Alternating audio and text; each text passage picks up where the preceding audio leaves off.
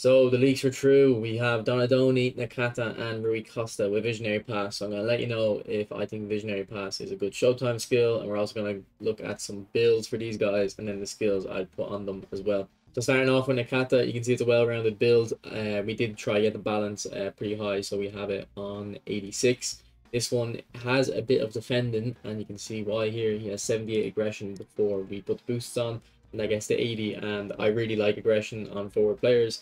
Helps him close down very quickly, and his defensive engagement too. He will get back in position quite a bit as well.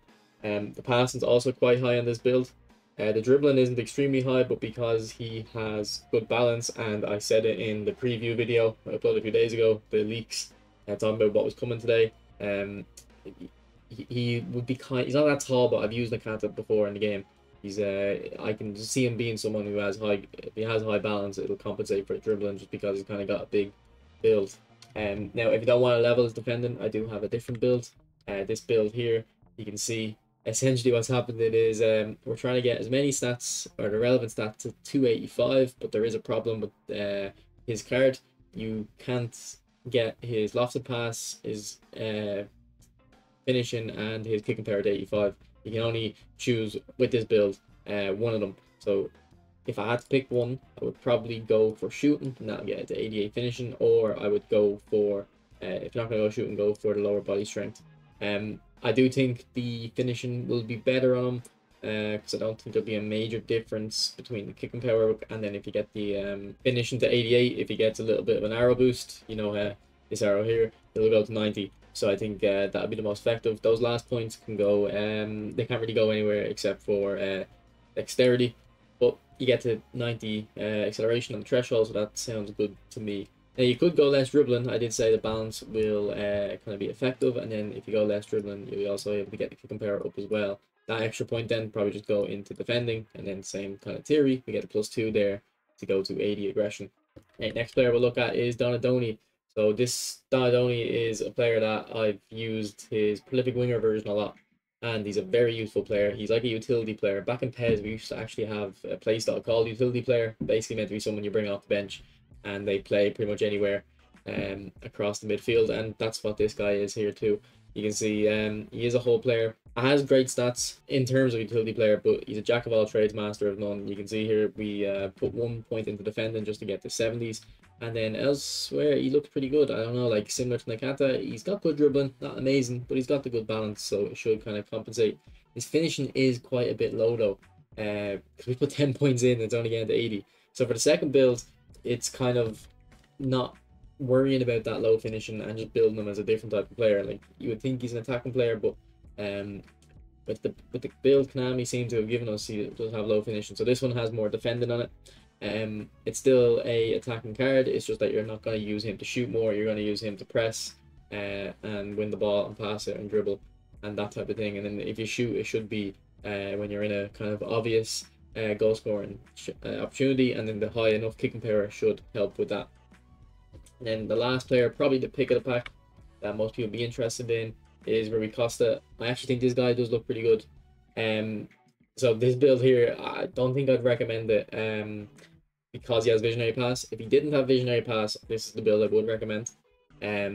Just because I think, well, passing is important in this game. It's kind of a bit, it's not, the passing doesn't really work correctly, I feel you can get away with low passing for like 90% of the passes you want to play. So this was just really high dribbling, really good balance. He's 180 centimeters tall, by the way, so he's going to be one of them players where, I mean, balance is important for all dribblers, but if players tall and they have good balance, they're very, very effective. Look at Bellingham and look at Hullet. Not as quite as tall as them, but similar kind of idea. And then 90 finishing with 94 curl. It just looks like a delight. But this next build is if you are more kind of focused on the Visionary Pass. Now, it's not a major difference, but it's just that little extra threshold. And in order to make up for the difference, you take off a little bit of the dribbling. I do think there will be a noticeable difference between these, the dribbling ability between these two guys, but I do think it's overall worth it. Now, you can also, you could go a little bit less on the dribbling, but it's only going to be 1 point, and then to get more passing, get to 85 and then get that boost. be honest, I actually don't think that build looks too bad. It is unfortunate you don't get the 85 ball control anymore. If it could be the 85 ball control and 84 dribbling, I'd much rather that. But it's not a bad build either. And then, as we were talking about with the form earlier, the +2 should get it to 90. Okay, and we'll look at Rui Costa's skills. So we'll start off with Visionary Pass. I think Visionary Pass is a very effective Showtime skill. It's probably one of the most effective. Obviously, Blitz Curler is the most effective. It's most obvious anyway. And then something like Edge Cross, and you can also see it's very obvious. Visionary Pass is something I can see as well. It's what Visionary Pass does, for those who are unaware. It gives a boost to the first time shot, first time pass, or first touch of the receiver of a pass if the person who played the pass has Visionary Pass. So essentially, if you have Rui Costa and you pass to your striker, let's say Romario's first touch will be better, or if you don't do it, take a touch, you shoot or pass, that pass or shot will be better. I don't notice it as much for the first time passes, but I definitely notice it for the first time shots, and definitely notice it for the first touch. So if we're going to look at the skills, because he has Visionary Pass, we're going to play into that, and we're going to put weighted pass and pinpoint crossing on him. Both of these are very effective, particularly pinpoint crossing, because of the Visionary Pass. It's kind of like you can have edge crossing, and then you can also have Visionary Pass as well. It's kind of like a different way of looking at a crossing kind of Showtime skill. So that's two pass skills we're going to go for. Then I would go for double touch, just because help them dribble, get by defenders, and then long range shooting and acrobatic finishing, particularly for that 90 finishing build. I think he looked very good. Look at his skills he already has. He doesn't have a very high weak foot, but he does have outside curler, which is good for me. If he had very high weak foot, I would have rathered no outside curler, and then we would have went for a flip flap, a double touch and a soul control probably to get that level 3 double touch. But that's not what's happening here. So I think the skills he has are very effective. Like if you're looking at that on first glance, the only thing you're really seeing is he doesn't have double touch, and then maybe acrobatic finishing. If you believe that's effective. I mean, you should believe it. It's effective, but to be honest, I actually went a long while without thinking that. Donadoni. So the thing about Donadoni is I'm a bit confused because of his shooting. What skills to recommend? So I do have flip flap and soul control down, but I think because he doesn't have the very high weak foot, I would retract that. And especially if you're going for the higher defending build, you'd go for interception, not as the first skill, but that would be instead of the flip flap and soul control. Also, I think track back will be good enough. I think track back should go on all the builds. Actually, wait, sorry, go back to track back on Rui Costa. So I recommend track back on pretty much all my players. I wouldn't put it on Rui Costa because it's a classic 10.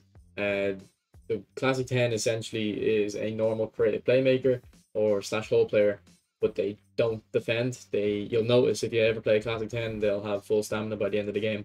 Still, they just kind of walk around and don't defend. Now, if you put track back on a classic 10, I don't know if they still get involved and then deplete their stamina. Back before they revamped classic 10, I did actually have track back on Zico. I couldn't really say it helped him move too much, so I would assume it's still the case. Now, if you put track back on this guy, essentially, because it's a classic 10, it's going to be a wasted skill. But back to Donadoni's skills, I would put track back on Donadoni because he has alright defensive stats. And then, depending on if you're going to play him in the middle or out wide, just kind of determines the next skill. If you're going to play him out wide, I'd put Marseille turn on. And if you're going to play him in the middle, put cut behind and turn on. Marseille turn is more effective if you're a little bit off the centre of the pitch. So you can cut inside with it. So that's why I'd recommend that. And if you're going to play him in the middle, I would also go for interception as well. For the builds I had, the shooting builds would probably be if you're playing them wide. And the one with the higher defending would be if you're playing them in the middle. And then I wouldn't put acrobatic finishing on the low shooting build. I put it on the high one. Actually, I don't know if I would even put it on the high one. You'd have to look at the skills I'm recommending and kind of make the trade-off yourself. And as I was talking about him being a utility player, super sub could be effective there. So there's a few skills, I'm recommending there. If we take away flip flap and soul control, and we're just going with the track back, one off, cut behind and turn, then you'll have super sub. You'll have space to put all those skills on. It depends on if you want to do the flip flap and soul control for the level 3 double touch. And the last player is Nakata. I'm gonna recommend on him. He already has double touch and soul control, so I'm definitely going for flip flap. Then to complement that soul control, we go for long range curler. If they're not going finesse, I'd go for weighted pass because if I pull up his builds again, you can see he actually does have good pass stats and his lofted pass too. So weighted pass is for true balls. I put backspin on it, so it should fall into the path of the player your pass to better. Doesn't always happen, but it should in theory, and it does sometimes. I'd put weighted pass on him.